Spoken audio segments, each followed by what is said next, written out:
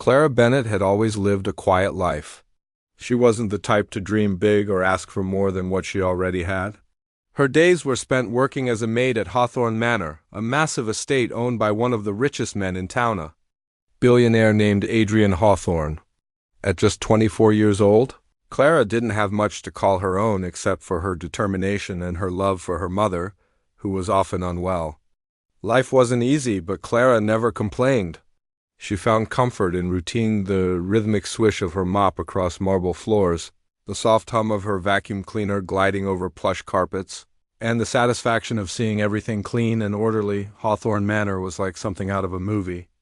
It stood tall with its sprawling gardens, sparkling chandeliers, and endless rooms filled with expensive furniture and priceless artifacts.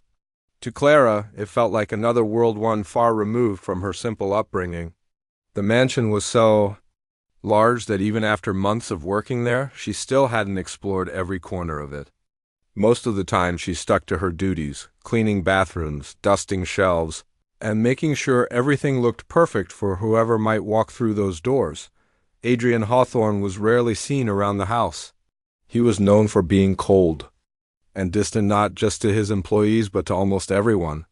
People whispered about him in hushed tones, calling him brilliant but ruthless. Clara didn't pay much attention to those stories. To her, he was simply the man whose home she kept spotless. Their interactions were brief and formal. Sometimes he'd nod at her when passing by, but most of the time he acted as if she didn't exist. And that was fine with Clara. She preferred staying invisible. It made her job easier. One sunny afternoon, while tidying up the library, Clara's life took an unexpected turn. The library was one of her favorite parts of the mansion, filled with towering bookshelves, leather-bound volumes, and antique decor. It felt like stepping into a different era. That day she was wiping down the frames of old photographs hanging on the walls. They were mostly portraits of the Hawthorne family, men in suits, women in elegant dresses, children smiling brightly against backdrops of wealth and privilege. She adjusted one particular frame. Something caught her eye. It was a black and white photograph of a little girl sitting on a carousel horse. The girl couldn't have been older than 6 or 7. Her curly hair framed her face, and her laughter seemed to leap off the picture. Clara froze, staring at the image. There was something eerily familiar about the girl. She looked exactly like her dad. At first, Clara thought she must be imagining things. How could this child, captured in a photo decades ago, resemble her so closely? But the longer she stared, the more certain she became. The resemblance was uncanny. Her heart began to race. She turned the frame over to check the date scribbled faintly on the back. 1995. That was impossible. Clara was born in 2000. This girl couldn't possibly be her, or could she? Confused and slightly shaken, Clara put the frame back in its place. She tried to focus on her work, telling herself it was probably just a coincidence. Maybe she shared features with someone in the Hawthorne family.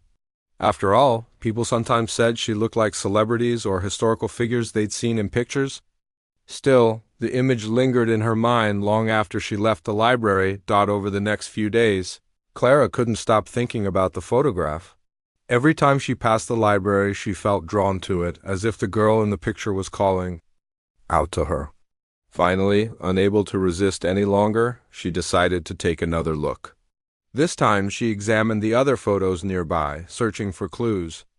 Many of them featured the same little girl alongside a boy who appeared to be a few years older. He had sharp features and serious eyes, the kind of look that hinted at leadership and authority. Could he be Adrian? If so, then the girl would have been his sister. A million questions raced through Clara's mind. Who was this girl? What happened to her? Why did she look so much like Clara? These thoughts consumed her, distracting her from her usual tasks. One evening, as she straightened a display case containing family heirlooms, she noticed a newspaper clipping tucked inside. Curiosity got the better of her, and she pulled it out carefully. The headline read, "Youngest daughter of prominent family vanishes without a trace." Below it was a smaller version of the same carousel photo. Clara's hands trembled as she read the article. According to the report, The girl Evelyn Hawthorne had disappeared mysteriously when she was 6 years old. Despite extensive searches and investigations, no trace of her had ever been found. The case remained unsolved, leaving the Hawthorne family devastated. Clara's stomach churned as she realized the implications. If Evelyn really did disappear all those years ago, how could she possibly be connected to Clara? Was it possible that she wasn't who she thought she was? That night, Clara lay awake in bed, staring at the ceiling. Her mind refused to rest. For the first time in her life, she felt unsure of her identity. Everything she knew about herself, her childhood, her parents, her past suddenly felt uncertain. Yet, deep down, a part of her sensed that she was on the verge of uncovering something monumental. Little did she know, this discovery would change not only her life but also the lives of those around her forever. Clara couldn't shake the feeling that she was standing on the edge of something big, something life-changing. The more she thought about the photograph and the newspaper clipping, the more restless she became. She tried to focus on her work. But her mind kept wandering back to Evelyn Hawthorne, the little girl who had vanished without a trace. It felt like a puzzle with pieces missing, and Clara was desperate to find them. For days, she found herself lingering in the library whenever she had a spare moment. Adrian wasn't around much, so she didn't worry about being caught snooping. She started examining every photo, every document, anything that might give her more clues. Some of the pictures showed Evelyn with her older brother, the same boy Clara had guessed was Adrian. In some of them, they looked happy, laughing together as siblings often do. But in others, Evelyn seemed distant, almost sad. Clara wondered what kind of life Evelyn had led before she disappeared. Was she loved? Was she happy? One afternoon, while dusting a glass cabinet full of old family heirlooms, Clara noticed an envelope tucked behind a row of books. Her curiosity got the better of her, and she pulled it out carefully. Inside were handwritten notes addressed to someone named Evelyn. They were from a nanny, written in soft, cursive handwriting. As Clara skimmed through them, her heart sank. The nanny talked about taking care of Evelyn, promising to keep her safe and protect her from harm. But there was something unsettling about the tone. It felt too possessive, almost obsessive. Clara's hands trembled as she read further. One letter stood out. "I'll make sure no one takes you away from me," the nanny had written. "We'll start a new life where no one can find us?" That line sent chills down Clara's spine. Could this woman have been involved in Evelyn's disappearance? Had she taken the little girl and run away? Just as Clara was putting the letters back, she heard footsteps approaching. Panicking, she quickly closed the cabinet and turned around. To her relief and slight dread, it was Adrian. He rarely came to the library, so seeing him there made her nervous. His sharp eyes scanned the room, landing on her. For a moment, neither of them spoke. "What are you doing here?" Adrian asked, his voice low but firm. There was no warmth in his tone, only suspicion. I was just cleaning," Clara stammered, clutching the duster tightly in her hands. She could feel her pulse racing. Did he suspect something? Could he tell she'd been poking around? Adrian stepped closer, his gaze narrowing. "You've been spending a lot of time in here lately." Clara hesitated, unsure how to respond. Should she lie? Tell him the truth? Before she could decide, she blurted out, "There's something I need to understand." His brow furrowed. "What are you talking about?" Taking a deep breath, Clara reached into her pocket and pulled out the carousel photograph she'd taken. Earlier, she held it up for him to see. "This girl? She looks exactly like me. Who is she?" Adrian froze. His expression shifted from suspicion to shock as he stared at the picture. Slowly, he took it from her hand, his fingers brushing against hers briefly. For a long moment, he didn't say anything. Then, in a voice barely above a whisper, he muttered, "This isn't possible." Clara's heart skipped a beat. "What do you mean?" He looked at her, really looked at her, for the first time since she'd started working at the mansion. His usual cold demeanor softened, replaced by something else, something raw and vulnerable. "That's my sister," he said finally, "Evelyn." The words hit Clara like a punch to the gut. She staggered back slightly, gripping the edge of the cabinet for support. "Your sister?" she repeated, her voice trembling. Adrian nodded, still staring at the photo. She disappeared when she was 6 years old. We searched everywhere. Did everything we could, but we never found her. He paused, his jaw tightening. Until now, Clara's mind reeled. But how can that be? I'm not her. I grew up in foster care. My parents, they told me I was an orphan. Adrian's eyes widened. Foster care? Do you remember anything about your early childhood? Clara shook her head. Not really, just flashes, bits and pieces. I always thought they were dreams or memories from movies I'd seen. But maybe, She trailed off, unable to finish the sentence. Adrian ran a hand through his hair, clearly struggling to process what he was hearing. If what you're saying is true, then you might actually be Evelyn. You might be my sister. The room fell silent. Clara felt like the ground beneath her feet was shifting. Everything she thought she knew about herself was crumbling. She wanted to scream, cry, laugh all at once. Instead, she just stood there, frozen, as Adrian paced back and forth, muttering to himself. Finally, he stopped and turned to her. We need answers, he said firmly. If there's even a chance you're Evelyn, we have to figure it out. Clara nodded, though her stomach churned with anxiety. What if she was Evelyn? What would that mean for her life? Would she stop being Clara Bennett, the hard-working maid who prided herself on independence, and become someone else entirely?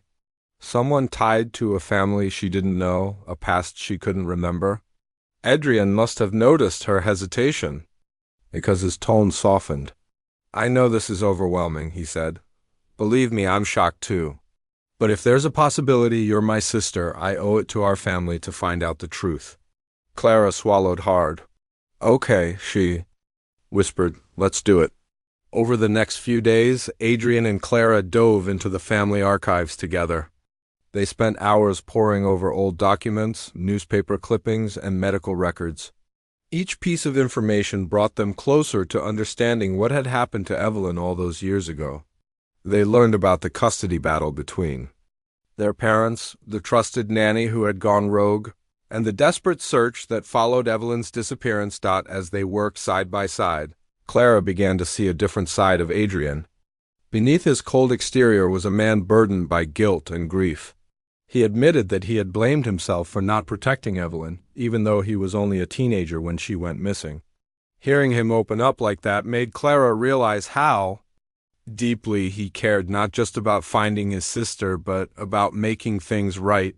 Despite the weight of their discoveries, Clara couldn't help but feel a flicker of hope. For the first time in her life, she wasn't alone. She had someone who genuinely wanted to help her uncover the truth, no matter where it led.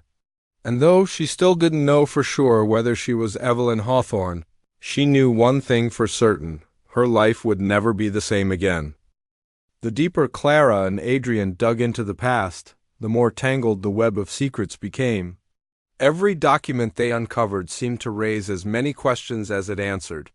They spent long hours in the library, surrounded by dusty files, faded photographs, and yellowed newspaper clippings. The air was thick with history and sadness.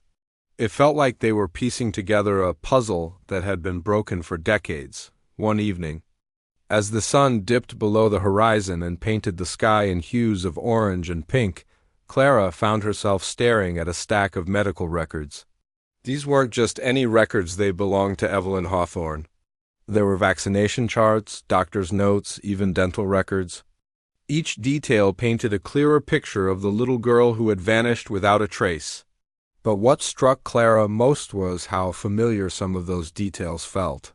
The mention of a scar on her left knee, for instance, etched a faint mark she'd always had but never thought much about. Do you remember this? Adrian asked, pointing to another note about Evelyn's habit of biting her nails when she was nervous. Clara frowned, then lifted her hand to her mouth instinctively. She hadn't realized it before, but she still chewed on her nails whenever she was anxious. Her heart raced. This is me, she whispered, her voice barely audible. These are my habits, my scars. How is this possible? Adrian leaned back in his chair, rubbing his temples. He looked exhausted, both physically and emotionally. It's not just possible, he said quietly. It's starting to feel inevitable.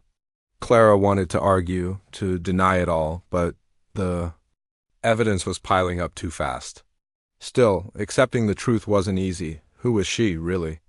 Was she Clara Bennett, the woman who had worked tirelessly to build a life for herself, despite hardships, or was she Evelyn Hawthorne, the missing daughter of one of the wealthiest families in the country? And if she was Evelyn, did that mean everything she thought she knew about her life was a lie? Adrian must have sensed her turmoil because he reached across the table and placed a hand over hers. It was an unusual gesture coming from him. He wasn't the type to show affection easily. "We'll figure this out together," he said firmly. "No matter what happens, I'm here. You're not alone in this." His words brought tears to Clara's eyes. For so long, she had carried the weight of her struggles by herself. Even after being adopted into a loving foster family, there had always been a part of her that felt incomplete, like a piece of her identity was missing. Now, faced with the possibility of finding that missing piece, she felt overwhelmed not just by fear or confusion, but also by hope. Hope that maybe, just maybe, she could finally belong somewhere. As the days turned into weeks, Clara began to notice subtle changes in Adrian. The cold, distant man she had known since starting her job at the mansion was slowly transforming. He laughed more often now, shared stories about his childhood, and even joked about how messy he used to be as a kid. Clara learned that beneath his polished exterior was someone who had carried immense guilt and pain for years. Losing Evelyn had shattered him, and finding her again, even in the form of a stranger, was giving him a second chance to heal, but not everyone reacted positively to their investigation. Word of Clara's resemblance to Evelyn eventually reached the ears of the household staff. Whispers spread like wildfire. Some of the older employees remembered Evelyn vividly and began comparing Clara to her. At first, the comparisons felt flattering. People would say things like, "You move just like she did," or "Your laugh is exactly the same." But soon, the attention became suffocating. Clara couldn't walk through the halls without feeling like everyone was watching her, analyzing her every move. Things got worse when the media caught wind of the story. Someone, Clara suspected it was one of the gossipy maids, had leaked information to the press. Within days, reporters were camped outside Hawthorne Manor, shouting questions and snapping photos. Headlines screamed, "Billionaire's missing sister found after decades," and "Maid or heiress, the mystery unfolds." Clara hated the attention. She didn't want to be famous or rich. She just wanted answers. But the world had other plans. Adrian tried to shield her from the chaos, arranging private security to keep reporters away and hiring lawyers to manage the legal side of things. The voice you selected does not support this language. Please click the upper right corner to switch to another voice. Way to confirm once and for all whether Clara was truly Evelyn. The process itself was simple, a quick swab of the cheek, but waiting for the results felt like an eternity. Clara alternated between moments of excitement and sheer terror. What if the test proved she wasn't Evelyn? Would she lose the connection she'd formed with Adrian, and what if she was Evelyn? Could she handle stepping into a completely new life? When the results finally came back, Clara and Adrian met in the study to hear them. The room was silent except for the soft ticking of a grandfather clock in the corner. The doctor conducting the analysis spoke calmly, explaining the science behind the test before delivering the verdict: the DNA matches. "There is no doubt Clara is Evelyn Hawthorne." For a moment, neither of them moved. Clara sat frozen, her mind struggling to process the words. Adrian, on the other hand, let out a shaky breath and buried his face in his hands. When he looked up again, his eyes were wet with tears. "You're my sister," he said, his voice breaking. "After all these years, you're home?" Clara's own tears spilled over. She wanted to feel joy, relief, closure, but instead she felt conflicted. Yes, she had found her family, but she also felt like she was losing a part of herself. Who was Clara Bennett now? Was she supposed to erase that chapter of her life entirely? Adrian seemed to sense her inner struggle. "You don't have to decide anything right away," he told her gently. "Take your time. We'll figure it out together." In the days that followed, Clara began to reflect on her journey. She thought about her foster parents who had loved her unconditionally and raised her with kindness. She thought about the sacrifices she'd made to care for her mother. The long hours she'd work scrubbing floors and dust, noting your request midway. Let's refine the narrative flow further while ensuring seamless continuity. Here's the adjusted conclusion. For strangers, all of those experiences had shaped her into the person she was today. Being Evelyn Hawthorne didn't change that. If anything, it added another layer to her story, one she was still learning to embrace. Adrian, too, was changing. He became more open, more human. Together, they started talking about ways to honor Evelyn's memory, not just as a lost child, but as a symbol of resilience and hope. Clara suggested turning part of Hawthorne Manor into a resource center for families affected by abduction or separation. Adrian immediately agreed, seeing it as a way to channel their pain into something meaningful.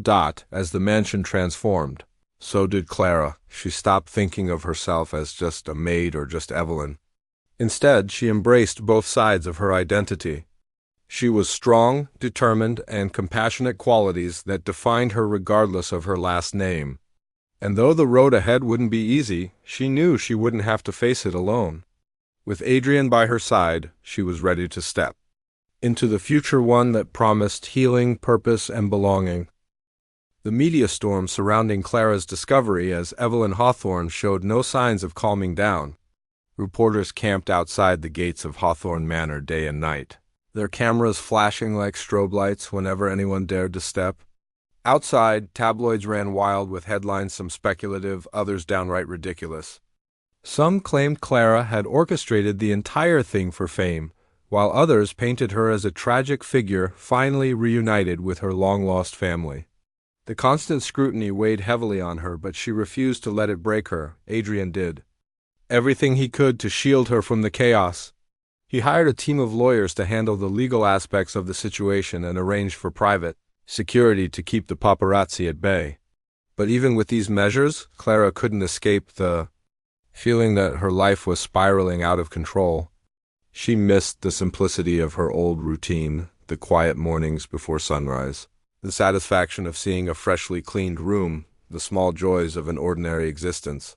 Now, every move she made felt like it was under a microscope. One afternoon, overwhelmed by the noise and attention, Clara retreated to the library, the same place where this whole journey had begun. She sat in one of the oversized armchairs, staring out the window at the sprawling gardens below. Her mind raced with questions. Who was she now? Was she still Clara Bennett, the hard-working maid who prided herself on independence? Or was she Evelyn Hawthorne, the heiress thrust into a world of wealth and privilege she barely understood? As if sensing her turmoil, Adrian walked in. He carried 2 cups of tea and handed one to her without saying a word. For a while, they simply sat there in silence, sipping their drinks and watching the sunlight filter through the trees outside. Finally, Adrian broke the quiet. "You don't have to decide anything right away," he said softly. "You're allowed to be both. You're allowed to take your time figuring it out." Clara nodded, grateful for his understanding. "It's just hard," she admitted. "I feel like I'm living someone else's life." Adrian leaned forward, resting, his elbows on his knees.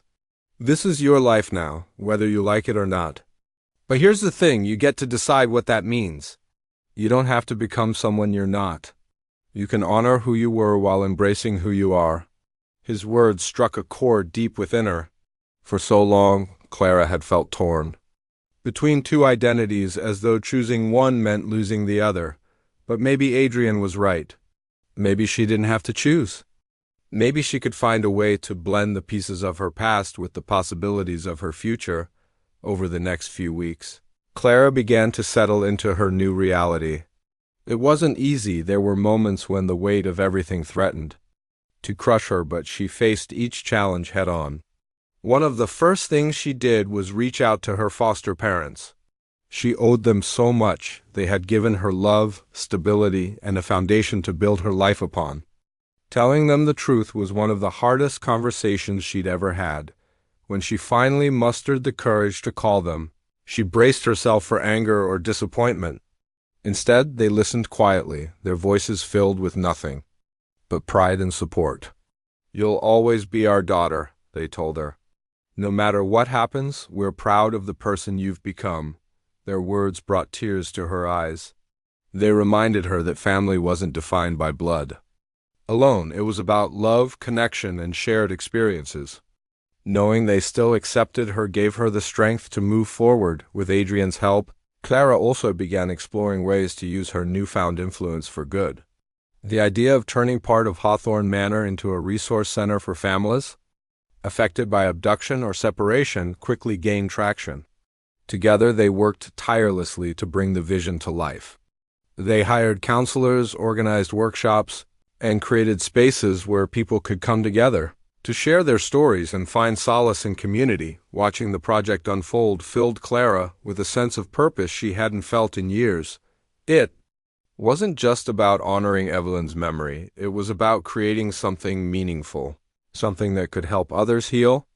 Every ribbon-cutting ceremony, every tearful reunion, every grateful smile reminded her why she had started this journey in the first place, but perhaps the most profound change happened within Clara herself. As she navigated her dual identity, she began to see that being Evelyn didn't diminish being Clara. If anything, it enriched her. She carried the resilience and determination she had developed as Clara into her new role as Evelyn. And in return, embracing her roots as Evelyn gave her a deeper understanding of who she was and where she came from. Adrian, too, underwent a transformation. Their bond as siblings grew stronger with each passing day. He opened up to her in ways he never had before, sharing memories of their childhood and apologizing for not being able to protect her all those years ago. Clara reassured him that none of it was his fault, that he had been a child himself when she disappeared. Forgiveness came slowly but surely, healing wounds that had festered for decades. Months later, as Clara stood on the balcony overlooking the gardens of Hawthorne Manor, she felt a sense of peace she hadn't known was possible. The mansion, no longer felt like a foreign place. It was home, not because of its opulence or history, but because of the people inside it. Adrian was more than just her brother. He was her confidant, her ally, her friend. And though she would always cherish the memories of her foster family, she knew she had found another family here, one that welcomed her with open arms. Below her, children played in the newly renovated courtyard, their laughter echoing through the air. Families gathered in the resource center, finding comfort in knowing they weren't alone. Clara smiled, realizing that her journey had come full circle. What had started as a chance encounter with a childhood photograph had transformed into a story of redemption, belonging, and hope. She may have entered Hawthorne Manor as a maid, but she left it as something far greater: a sister, a survivor, and a beacon of light for others navigating their own paths to healing. And though the scars of her past remained, they served as reminders of how far she had come and how much farther she could go. Clara's journey wasn't just about finding answers, it was about learning how to live with them. The truth had set her free in some ways, but it also came with its own burdens. Every morning, as she woke up in the lavish bedroom Adrian had insisted she move into, she felt a pang of guilt. She missed the simplicity of her old life, the small apartment she used to share with her foster mother, and even the worn-out uniforms she wore for work. Those things weren't glamorous, but they were hers, pieces of a life she had built on her own. At first, Clara struggled to adapt to her new surroundings. The mansion staff treated her differently now, bowing slightly when she passed or addressing her as Miss Evelyn. It made her uncomfortable. She didn't want special treatment. She just wanted to be herself. But being herself was becoming harder to define. Was she the same person who scrubbed floors and dusted shelves? Or was she someone else entirely, a woman born into privilege, destined for a life she never imagined? Adrian noticed her discomfort and tried to help her adjust.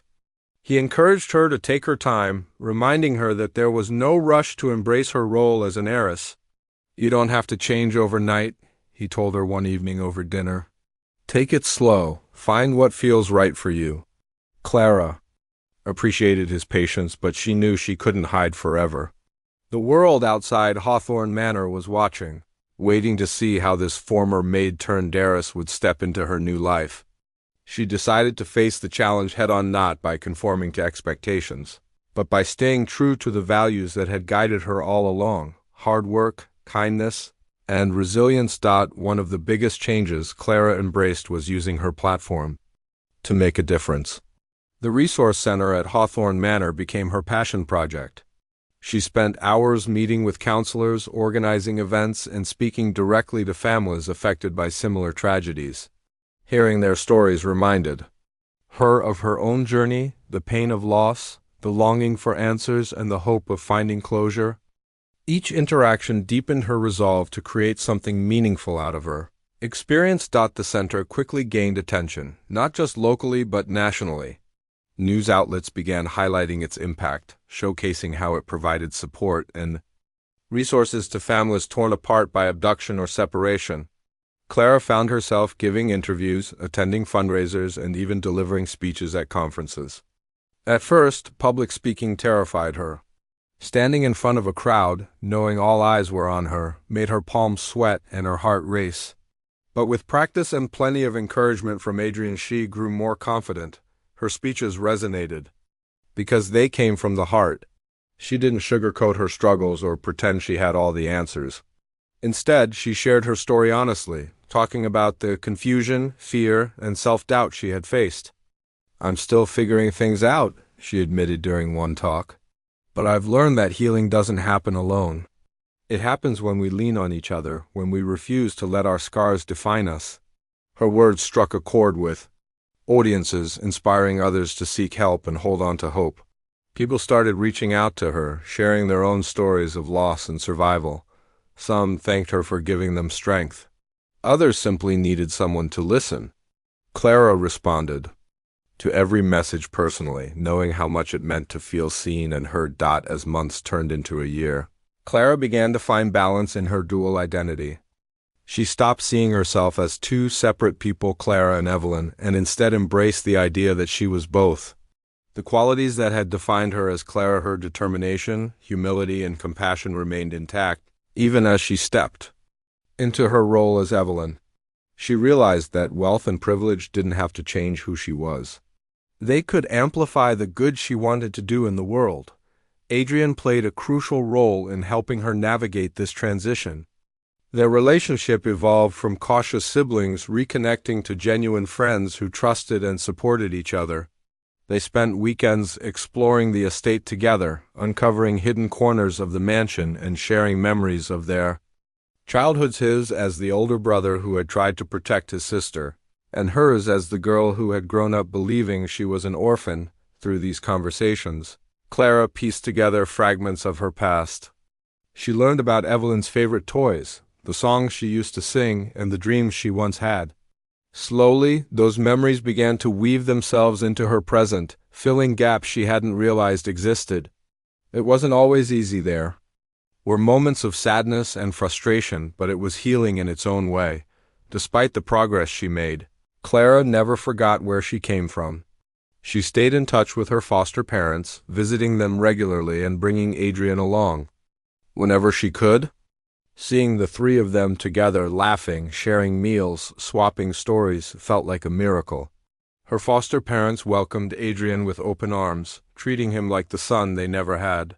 In return, Adrian showed them the respect and gratitude they deserved, acknowledging the love and care they had given Clara over the years.